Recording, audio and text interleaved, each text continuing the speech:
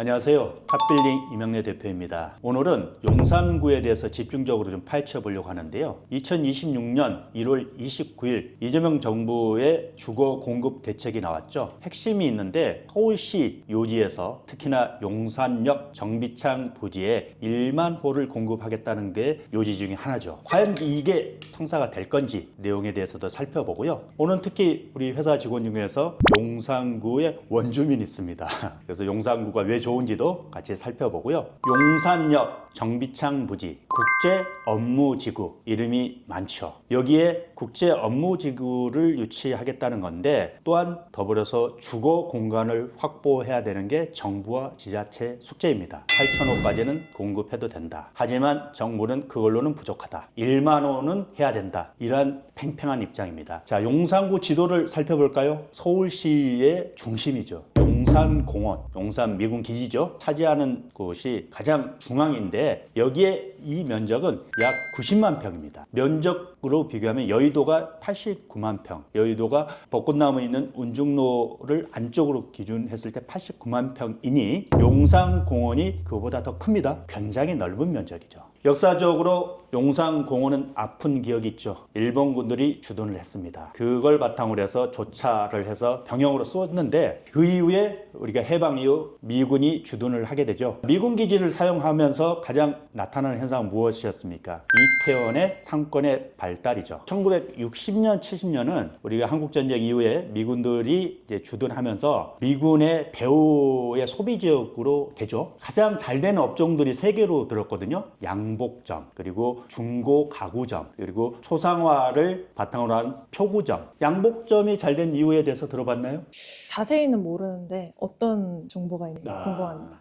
60년, 70년대 약 한국 돈으로 50에서 60만 원 수준이었다고 합니다. 대기업 기준, 입사 기준 했을 때 약 20만 원, 25만 원이었다고 해요. 이들의 급여가 다시 얘기하면 대기업 직원의 약 2배, 구급 공무원에는 5배였다고 해요. 주머니 사정이 두둑하기 때문에 정복하고 예복을 맞추는 기회가 많았었다고 합니다. 군복은 기성품인데 이들은 워낙 체격들이 크고 다양해서 딱 맞지는 않았다고 해요. 그래서 핏하게 몸에 꽉 맞게 입으려고 하니 양복점에 가서 맞췄다고 하네요. 한국인들의 양복에 대한 봉제 기술은 그 당시 최고였다고 합니다. 이제 그 이유를 알 수 있을 것 같습니다. 그래요? 네. 자, 그러면 앤틱 가구 넘어갑니다. 앤틱 가구는 일군들이 한국에 주둔하면서 생활하다가 또 발령을 받잖아요. 그걸 가져가지는 않고 그냥 처분했다고 합니다. 헐갑에 처분을 하다 보니까 60년, 70년대 미군 기지 옆에 중고 가구, 앤틱 가구들이 유럽에서 직수입해서 유럽 가구도 팔 정도로 돼서 지금은 굉장히 활성화가 됐다고 해요. 자, 세 번째 초상화 표구거리 왜 잘 됐을까요? 미군들이 한국에 주둔하면 보통은 사진을 가져왔다고 해요. 사진을 바탕으로 해서 유화로 그림을 그렸는데 한국인들의 솜씨가 굉장히 뛰어나서 그거를 가족 사진으로 만들었고요. 한강로는 교통이 좋잖아요. 표구점이 잘 된 이유는 워낙 그림, 유화, 초상화 미군들이 의뢰를 한 수요가 많았다. 자, 이태원까지 알아봤고요. 유엔 빌리지 한번 가야죠. 유엔군, 특히나 유엔군의 주축은 미군입니다. 미군이 1950 한국전쟁 이후에 용산의 미군 기지에 정착을 되다 보니까 그 군인과 군인 가족들을 살게 하기 위해서 거기에 터를 잡았다고 해요. 배산 임수, 그리고 미군 용산기지에 또 가깝고 그래서 그쪽에 자리를 잡았는데 가장 또 활성화된 이유가 60년대 후반, 70년대 되면서 강남 개발이 되잖아요. 한남대교, 제1호 터널 개통이 되면서 광화문 시청 쪽, 다시 말하면 도심하고도 가깝고 강남으로도 바로 접근이 가능한 교통의 요지죠. 또한 재밌는 거는 대사관저가 유엔 빌리지에 입주를 하다 보니까 그 뒤에 그걸 보고서 많은 나라들이 대사관저로서 유엔 빌리에 입주를 하게 됐다고 하네요. 단국대학교 이야기도 한번 해야죠. 단국대학교는 해방 이후 47년으로 기억을 합니다. 독립운동가이 최초의 학교를 개교를 했는데요. 47년에는 종로구 낙원동에 있었다고 해요. 2007년, 8년 이때 단국대가 이전을 합니다. 금호산업 컨소시엄에게 매각을 하는데 사실은 2000년 초반에 매각을 하는데 90년 초중반부터 매각에 대해서 진행을 했습니다. 잘 안 됐습니다. 워낙 가격도 세고 또한 90년 후반에 IMF라는 그런 사태가 나기 때문에 매입하려는 주체가 없었어요. 그 당시 말이죠. 매각 가격이 5천억 원이라고 합니다. 지금으로 봐도 굉장히 큰데 땅 평수가 4만 평이 조금 넘어요. 5천억, 4만 평, 얼마? 대략 평당 1,200만 원 가격대입니다. 지금으로 보면 평당 1,200만 원이라고 하면 굉장히 뭐 낮아 보이잖아요. 그런데 학교 부지를 대단지 주택 단지로 개발한다는 어려움도 있었고 그런 사례가 없었기 때문에 굉장히 리스크한 사례였다. 바로 한남더일이 분양을 할 수가 없었습니다. 2009년 때 분양가 상한제에 걸려가지고 임대 분양이라고 하는 최초의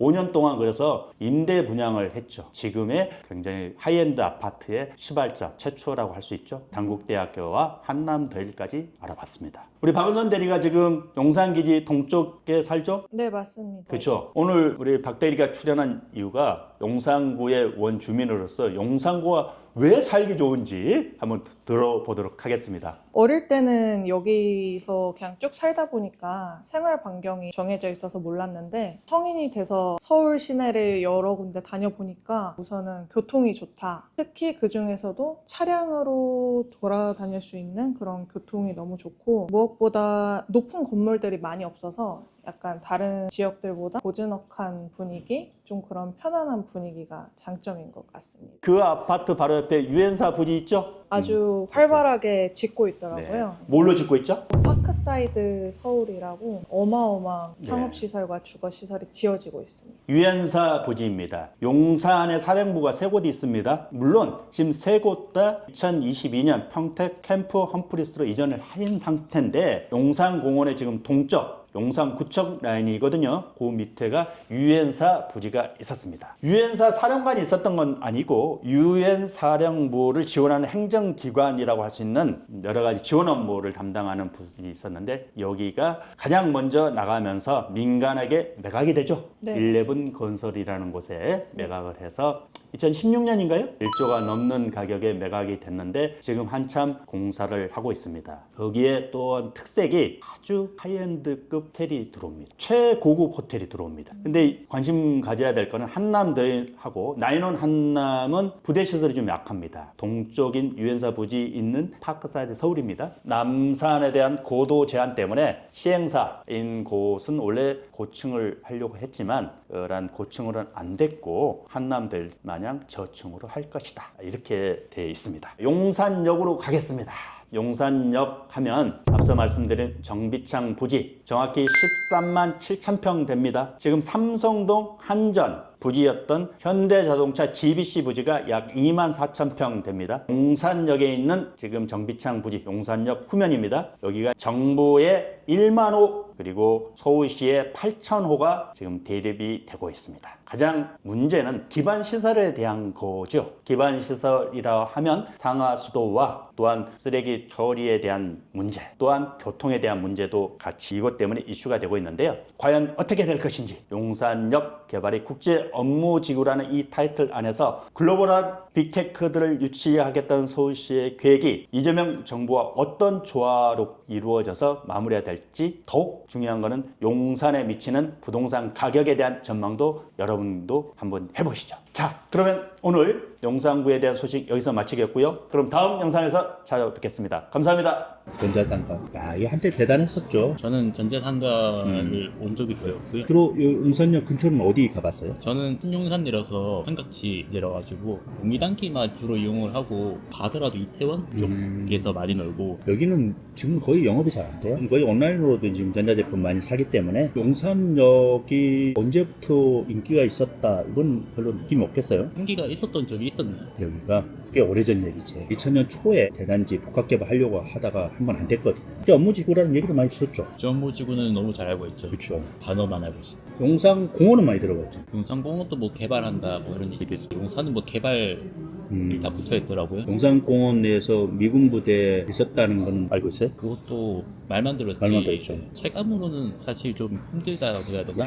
용산 대통령실 있었잖아요. 거기 뒤쪽으로 전면도로가 있는데 거기 예전에 육군본부라고 또 있었고 한미연합사령부 일제 때도 일본군이 여기 주둔한 거예요. 왜냐하면 용산 그 앞도 한강이 있잖아. 물자를 운송하기가 좋은 거예요. 신의주 알아요? 참수분들 알죠? 그밖에 몰라요. 어... 신의주 여기가 어딘지 사실은 말만 들어도 식당만 알고. 용산에서 남쪽인 부산 쪽으로 연결된 경부 철도가 있다 그러면 평양을 지나서 신의주로 가는 분단되기 전에 있었다고 해요. 야, 모르니까 내가 그냥 얘기하지. 하지마.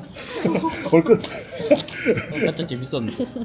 다시 서울의 요충지가 여기 용산역이에요. 역사는 좀 됐죠. 그런 만큼 용산역 주변에는 군사시설이 많아요. 그래서 용산공원에 사령부가 주둔하고 있었던 거예요. 근데 예전에 네. 도심이지 지금은 이제는 좀 도심은 사이클이 있어요. 낳고 되니까 재개발이 되는 거예요. 전자상가는 90년대 대단했거든요. 전자상가 들어오기 전에는 청과물 도매시장하고 도축장이 있었대요. 이게 80년대 후반에 종로, 세운상가 거기 있던 상인들을 대규모로 유치한 게 이 전자상가 쪽으로 유치한 거예요. 다음은 네. 뭐 어떤 게 들어올 것 같아요? 빅테크 기업들 있잖아요. 테크 기업들이 하는 일이 뭐예요? 반도체, 그렇죠. AI? 반도체도 하지만 소프트웨어, ICT 그런 기업들이잖아요. 그들이 어마어마한 부가치를 창출하잖아요.